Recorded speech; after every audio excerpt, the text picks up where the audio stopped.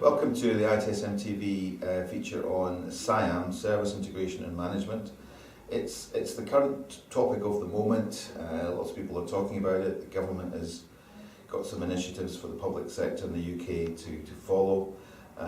Really, we just want to try and explain it and identify some of the issues. So, what is SIAM, Service Integration and Management? I think it's important to understand that it's about supply chain. It's about how organisations can actually run the whole end-to-end IT service process. And in relation to outsourced services, you may have a number of different suppliers that are delivering that. And the idea behind this is that is brought together somehow. There is ownership, governance and management, I think management is the key word there, of those services. So that it's not one person or one organisation trying to or having to deal with lots of different disconnected parties. All the parties involved need to be in understanding of the overall objective of the service and working towards that.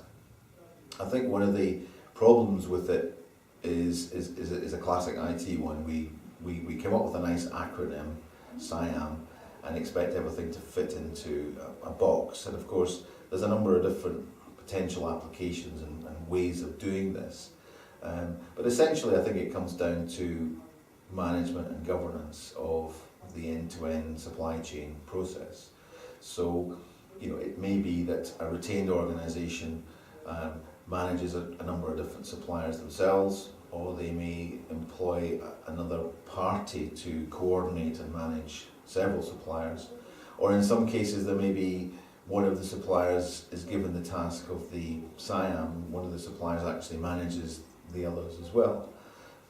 There's some interesting aspects as well. We seem to be seeing more requests for this from organisations, and also looking at other areas of IT like the development environment, that needs to be managed end to end as well.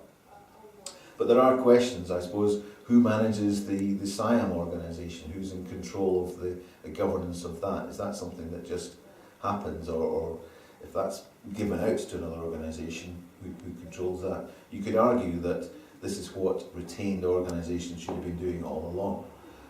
So there's a number of different questions, but it's certainly something that's here to stay, I think, and is the next generation, the natural generation of outsourcing.